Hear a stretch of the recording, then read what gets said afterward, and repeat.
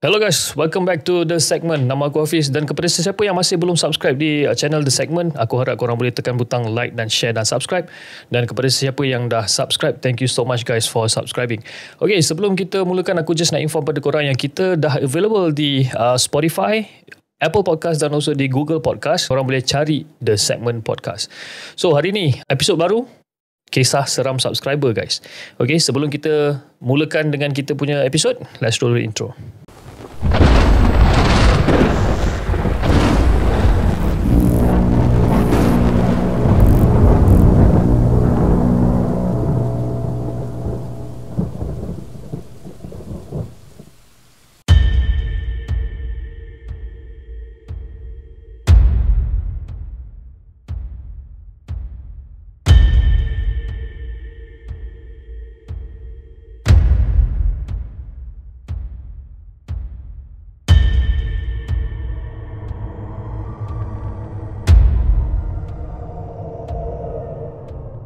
Okay guys, so basically kali ni aku nak membawakan korang satu kisah seram subscriber yang datangnya daripada Kak Nurul. Kak Nurul ni dia berasal daripada Perak, suri rumah sepenuh masa, dan dia memang tonton channel The Segment dan dia kata dia suka dengan kisah-kisah seram subscriber yang lain dan dia decided untuk join dan share dia punya cerita. Okay guys, so guys, Kak Nurul, apa yang Kak Nurul nak share sebenarnya adalah pengalaman seram dia masa tu dia ketika dia zaman remaja lagi lah. Okay, basically masa dia muda remaja, dia masih bertinggal dengan mak ayah dia. Dia nak ceritakan tentang apa yang jadi dekat rumah parents dia lah masa tu dekat Perak. Untuk bagi korang gambaran rumah parents dia ni, dia adalah merupakan sebuah rumah teres. Okay, rumah teres yang biasa ada lebih kurang dalam 3 bilik tidur. Okay, ruang tamu rumah dia ni agak sederhana. Walaupun ruang tamu dia agak sederhana, tapi cukup untuk tampung ataupun cukup untuk memberi perlindungan pada 6 anak beranak ni. So nak bagi korang gambaran yang lebih jelas macam mana layout rumah dia. Okay, so basically bila masuk pintu rumah dia, 2 bilik hadapan tu basically ada ruang tamu, 2 bilik depan tu adalah bilik parents dia dengan bilik adik-adik dia. And Kak Nurul ni punya bilik adalah di belakang. Okay, di belakang bersebelahan dengan dapur. Okay, basically 2 bilik depan tu dia bertentangan dengan hall ataupun bertentangan dengan ruang tamu. Bilik Kak Nurul ni bilik belakang. Aku rasa mungkin dia sukakan privacy, dia duduklah di bilik belakang bersebelahan dengan dapur. So kisah yang Kak Nurul nak ceritakan ni ataupun nak kongsikan dengan kita ni basically terjadi pada tahun 2001. Ini mengisahkan tentang seekor kuntilanak guys. Okay, yang berkeliaran dekat kawasan rumah dia orang pada tahun 2001. Cerita ni dia ada beberapa part, maknanya dia ada cerita daripada pandangan sudut Kak Nurul, dia ada beberapa karakter yang lain. Okey, kita akan start dengan pandangan sudut Kak Nurul.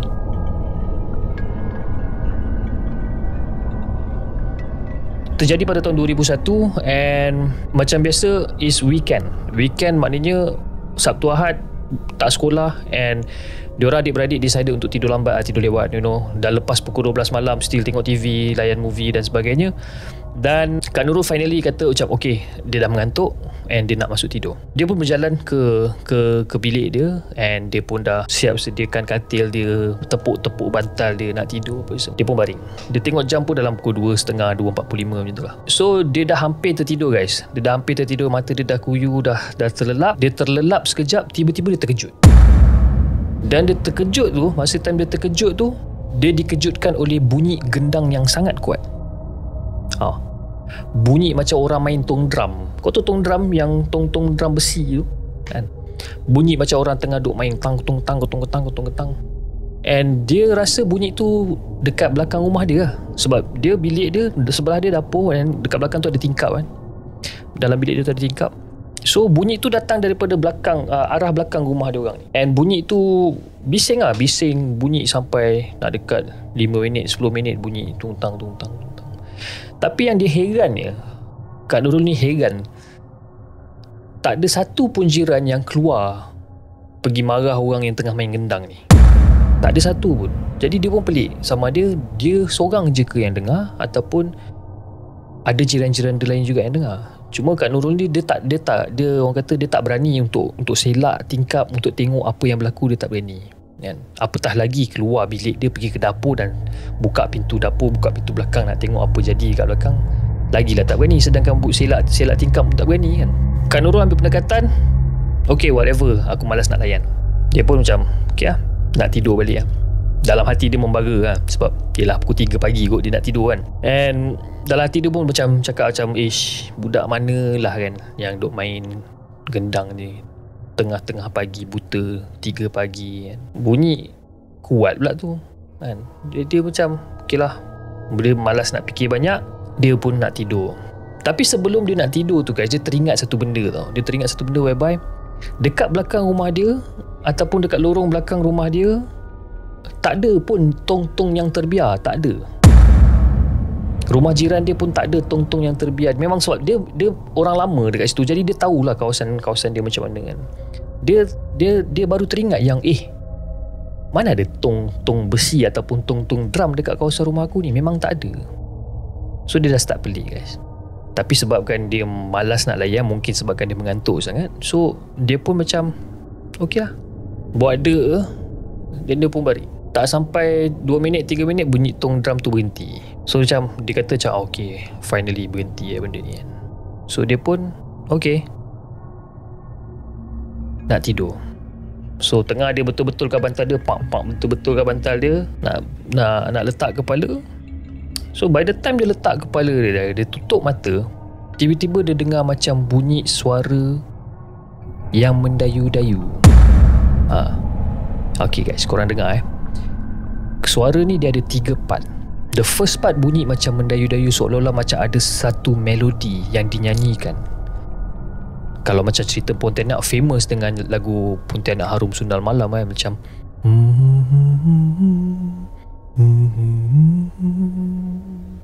itu kita ambil contoh lah, okay? Dia dengar macam bunyi melodi tu. Lama kelamaan bunyi melodi tu dia bertukar menjadi bunyi, nak kata menangis pun tidak, nak kata ketawa pun tidak. So daripada bunyi melodi yang tu, dia bertukar menjadi macam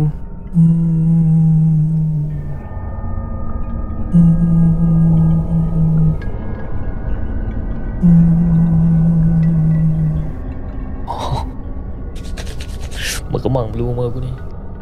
So Kak Nurul ni dalam hati macam betul ke benda yang aku dengar ni kan.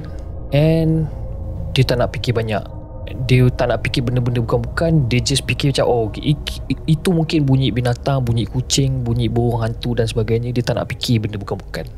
So dia pujuk hati dia cakap macam bukan ni kan, ini bunyi binatang ni, bukan. So after a while bunyi tu dah tak ada, hilang.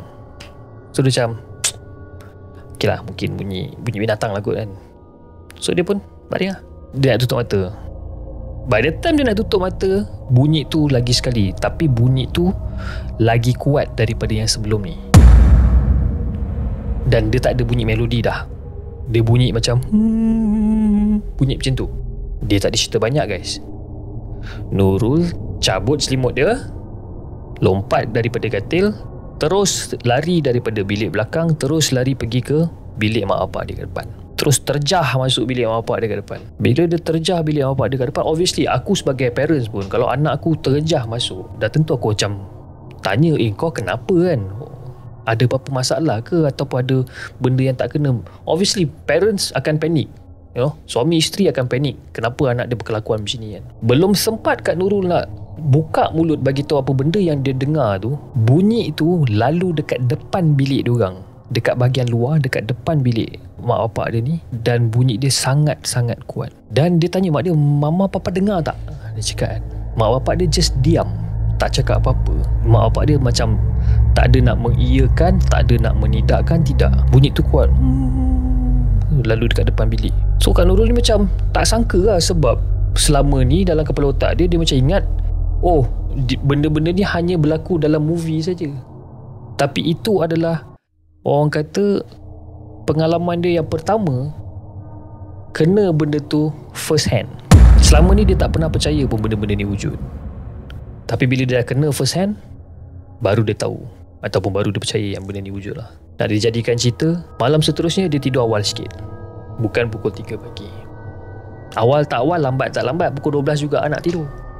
Yalah, hari Sabtu, esoknya hari Ahad, masih tak sekolah. Macam biasa, betul-betul kat tempat tidur dia apa semua, nak tidur, dia baring. Mata dia tak boleh lelap. Dia nak tidur, tak boleh tidur. Cuba paksa diri dia untuk tidur, tak boleh tidur. Dan tiba-tiba dia terdengar bunyi pelepah daun kelapa yang banyak bergeser-geser dekat atas bumbung rumah. Korang tahu kan guys, korang tahu kan pelepah kelapa kan, besar, dekat atas bumbung rumah. Serap. Dan bunyi tu sangat kuat. Dia keluar bilik, dia tengok adik-beradik dia, adik-beradik dia tengok dia. Mak bapak dia pun masa tu tak tidur lagi. Tengok mak bapak dia pun tengok dia. Semua terdiam dan terkaku. So bapak dia cakap, as long as benda ni tak kacau kita, tak mengapa-apakan kita, kita jangan layan. Abaikan aja benda-benda pelik ni selagi kita tidak diapa-apakan. Kak Nurul macam biasa lah, malam tu instead of dia nak tidur sorang-sorang kat bilik belakang tu, dia pindah bilik adik-beradik dia yang lain, tidur berhimpit-himpit malam tu. Sebelum dia masuk tidur, mak dia ada cakap, sebenarnya ni memang ini tempat laluan dia kan? Sebab itu papa cakap, ataupun sebab itu ayah cakap, jangan hiraukan. Selagi dia tak kacau kita, kita jangan kacau dia. Sebab guys, rumah yang diorang duduk sekarang tu, itu adalah bekas tapak hutan. Hutan yang tidak pernah diteroka sebelum ni, tiba-tiba ditarah, dibuat kawasan perumahan. Jadi obviously dalam hutan ni banyak benda-benda yang macam ni. Dan memang tak mustahil lah benda-benda macam ni masih berkeliaran, mengganggu dan sebagainya. So masa waktu kawasan perumahan ni dibina, banyaklah sektor-sektor pembangunan lain pun tengah dibina juga. Diorang tarah hutan ni dan diorang start bina. So memang orang kata tak pelik lah kalau ada kejadian-kejadian yang mistik, kejadian-kejadian yang menakutkan berlaku at some certain point of time. So guys, dalam beberapa hari ada benda yang berlaku pada jiran sebelah rumah dia ni. Jiran sebelah rumah dia ni nama dia Pak Din. Pak Din ni pula, dia jenis yang suka sabung ayam. Itu hobi dia, Pak Din ni. Setiap malam Pak Din ni memang akan lepak depan rumah untuk tengok ayam-ayam dia ni kan, champion fighter ayam dia ni kan. Orang main sabung ayam confirm dia ada 2-3 ekor yang fighter. So tengah leka Pak Din ni duk main dengan ayam dia ni, orang kata belai ayam dia, main-main bagi makan dan sebagainya. Pap dah pukul 11 malam. Pak Din ni tak sedar pun, waktu berjalan dah pukul 11 malam. So Pak Din pun berhenti, relax, duduk kat kerusi malas dia, ada kopi, tengah isap rokok.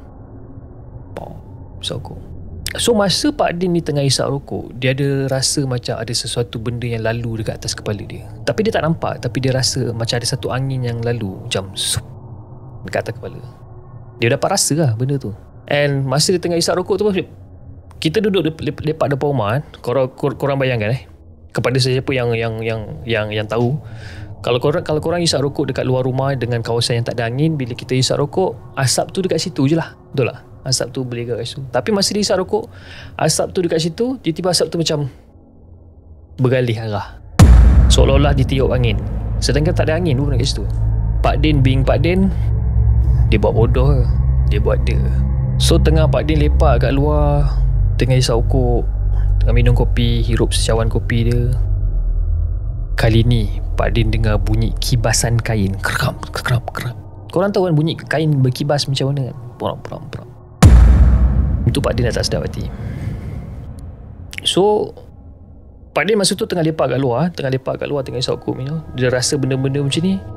And Pak Din tergerak hati untuk tengok ke atas kan, macam what is going on kan, apa hal ni, ada angin lah, ada bunyi kain berkibas lah apa semua. So by the time Pak Din tengok atas, mata Pak Din terbeliak macam tu. Tengok macam terbeliak. Dia nampak Pontianak dekat atas kepala dia, tengah bermain-main dekat atas kepala dia.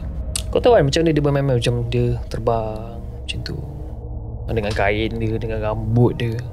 Time tu Pak Din tak banyak cerita guys. Campak kokok, cawan kopi tah ke mana, slipper tah ke mana, terus lagi masuk rumah kan. Punya cuak Pak Din ni. So keesokan harinya Pak Din bercerita benda ni dengan family Nurul lah. Sebab itu Nurul dapat tahu cerita ni kan. Kak Nurul dapat tahu cerita ni. Dia bercerita benda ni. Belum sempat benda ni reda guys. Belum sempat benda ni reda dengan pengalaman seram Pak Din yang Pak Din ternampak Pontianak tu. 2 malam selepas tu Pak Din nak keluar. Macam biasa lah, kawasan dekat Perak sana, malam-malam keluar pergi kedai runcit nak beli rokok mungkin barangkali. Start motor, naik motor, pergi beli rokok, beli air ke apa. So on the way dia balik rumah, on the way dia bawa motor balik rumah, entah kenapa perasaan Pak Din ni macam tak sedap. Dia macam ada something is wrong somewhere. And dia rasa macam ada orang tengah follow dia tau. Guys, aku rasa kita pun pernah kan jadi macam tu, whereby macam kalau kita berjalan tengah-tengah malam ataupun bawa kereta ataupun naik motor tengah-tengah malam, kita dapat rasakan macam ada orang follow kat belakang, ada orang memerhati. Aku banyak kali rasa benda macam tu. Kalau korang rasa benda macam tu juga, korang komen je kat bawah. Berbalik pada cerita Pak Din ni, dia tengah bawa motor dan dia dapat rasakan yang macam ada orang tengah memerhatikan dia dari jauh. Number 1. Number 2, dia terasa macam ada orang follow dia daripada belakang. Dia bawa dengan rokok kat mulut dia kan, bawa bawa. So Pak Din ni dia beranikan diri lah. Dia betulkan side mirror dia. Time dia tengah betulkan side mirror dia ni guys, masa tu jalan kawasan macam agak gelap sikit lah. So bila kalau dia betulkan side mirror pun dia tak nampak apa pun kan. So dia pun bawa macam biasa. And then bila dia lalu dekat kawasan yang bercahaya sikit, dia betulkan lagi sekali side mirror dia ni.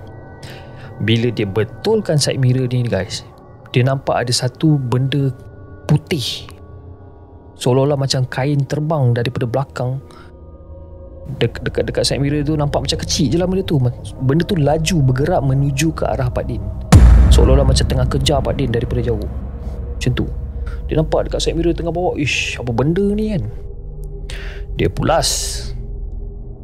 Pak Din ni orang kata rider lah malam tu, memang bawa selaju mungkin. Tapi Pak Din sedar satu benda, lagi laju dia bawa, lagi laju benda tu kejar. So Pak Din ni tengah 50-50 sekarang. Sama dia nak bawa laju ke dia nak bawa perlahan, dia pun tak tahu kan. Laju dia bawa, lagi laju benda tu kejar. So bila Pak Din tengah bawa laju apa semua, dan Pak Din finally dia decided, okay, aku nak berhentikan motor aku dan aku harap tak ada apa-apa yang berlaku. Itu kata-kata Pak Din. So tengah bawa laju dalam 80 ke 100 km per hour dia tengah bawa ni. So dia slowkan motor dia. So by the time dia slowkan motor dia, belum sempat dia berhenti, dia nampak Pontianak tu lalu sebelah dia. Dan masa Pontianak tu lalu sebelah dia, Pontianak tu sempat menoleh muka pada Pak Din sambil melemparkan satu senyuman yang sangat sinis. Kau faham kan senyuman yang macam mana? Yang sangat sinis. Terbang dari tepi, pandang muka Pak Din, senyum. Sinis dia senyum. Dan masa tu Pak Din hanya tawakal lillahi ta'ala. Dia tawakal je, janganlah jadi apa-apa kat dia malam tu. Mulut Pak Din tak berhenti-henti baca ayat kursi, baca Al-Fatihah, segala surah apa yang Pak Din boleh hafal, apa yang Pak Din boleh baca, dia baca. So by the time Pak Din sampai rumah, muka Pak Din pucat lesi. And isteri Pak Din tanya, "Abang kenapa bang? Abang okey ke tak?" Pak Din tak cakap apa-apa pun. Dia hanya diam 1000 bahasa. Dan dia duduk dekat kerusi luar rumah tu, dia duduk dan dia termenung je. So bini Pak Din ni pun tengok keadaan husband dia ataupun tengok keadaan suami dia yang macam tak tentu arah ni, masuk dalam buatkan satu air kopi apa semua, hidangkan untuk Pak Din. Pak Din ambil air kopi tu dengan tangan menggigil, cuba untuk minum, untuk tenangkan hati dia. So lepas Pak Din dah habis minum, dia letak cawan dia, dia terus masuk dalam tidur. keesokan harinya barulah Pak Din cerita dekat isteri dia apa yang sebenarnya terjadi pada diri Pak Din. Dan cerita itu disampaikan kepada family Kak Nurul. Tapi bila cerita tu dah diceritakan kepada isteri Pak Din, isteri Pak Din jenis yang takut, cerita kat jiran, cerita dekat kawan dan sebagainya, benda tu hebah ataupun benda tu merebak, berita tu merebak ke satu kampung.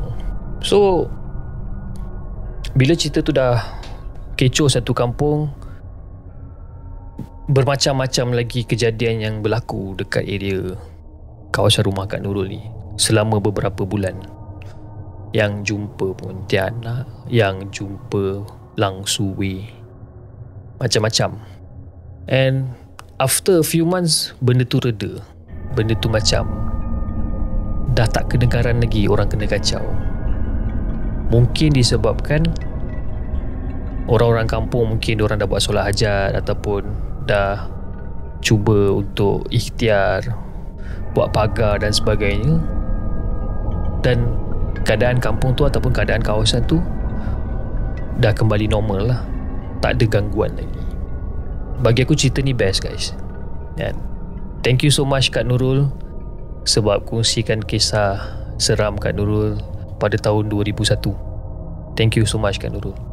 Apa yang aku boleh ambil daripada cerita ni adalah bila kita ganggu kawasan orang akan marah. Aku akan ambil konteks orang lah. Kita masuk tempat orang tanpa kebenaran, tanpa salam dan sebagainya, orang akan marah sebab itu adalah tempat tinggal diorang. Sama juga dengan makhluk-makhluk Allah ni yang lain. Tak kira jin, tak kira binatang atau sebagainya, kalau kita ganggu tempat tinggal diorang, sedikit sebanyak itu meninggalkan kesan yang buruk kepada orang sekeliling. Macam aku dekat area Shah Alam. Dulu kat sini hutan yang telah diusahakan oleh Saim Dabi. Ada juga kisah-kisahnya yang berlaku dekat area rumah aku ni, ada. Tapi itulah nanti kita cerita on the next episode lah kot. Kan? Sebab ramai orang datang share cerita dengan The Segment ni, you know. Tapi kalau korang nak share cerita korang dengan The Segment, why not? Korang hantar email kepada hellosegment@gmail.com ataupun korang boleh DM kita dekat Instagram @hellosegment. Anyway guys, aku rasa itu saja perkongsian aku untuk malam ini. Kalau korang suka konten yang aku ceritakan ni, jangan lupa tekan butang like, share dan subscribe. Tinggalkan komen di bawah apa-apa feedback ataupun apa-apa teguran yang korang nak lakukan, yang korang nak buat. Korang tinggalkan je komen di bawah. Aku akan cuba sedaya upaya aku untuk membalas setiap komen yang ada. So far, Alhamdulillah, aku balas setiap komen yang ada. Selagi boleh aku balas. Okay, tapi kalau aku terlambat balas ataupun terlepas pandang, aku minta maaf sangat-sangat guys. Okay. Aku ni jenis orang yang kalau korang nak tegur, kita ni orang Melayu guys, kita ada adab kita kan. Maknanya kalau kita nak tegur orang, kita tegur orang dengan penuh adab. Jangan terlalu kurang hajar, jangan menggunakan kata-kata kesat, kata-kata negatif. Itu bukan tegur, itu kecaman. Kecaman dan teguran adalah dua benda yang berbeza guys. Aku pernah je kena kecam dekat channel The Segment ni kan. Tapi aku fikir balik kan, macam tak apalah, kalau dia rasa dia lebih baik dari aku tak boleh nak buat apa guys. Aku hanya manusia biasa yang penuh dengan kesilapan, yang penuh dengan kelemahan. Tapi aku cuba sedaya upaya hari demi hari untuk memperbaiki kelemahan aku. Ada juga kakak-kakak yang tegur, Hafiz kalau boleh jangan vape, you know, masa tengah buat konten. Aku dari tadi pegang ni guys kan, nak vape, tapi aku teringat pesan kakak tu, you know, kita kena jadikan contoh yang terbaik untuk anak-anak muda yang bawah umur 18 tahun ni kan. Sebab ramai je orang-orang muda yang tengah tengok konten The Segment. Thank you so much guys. Tanpa korang aku rasa The Segment takkan sampai ke tahap apa yang kita sampai sekarang ni. Ini pencapaian kita bersama kan. Okay lah guys, aku tak nak membebel lagi. Okay, jangan lupa like, share dan subscribe channel The Segment, dan kita akan jumpa lagi on the next coming episode. Assalamualaikum.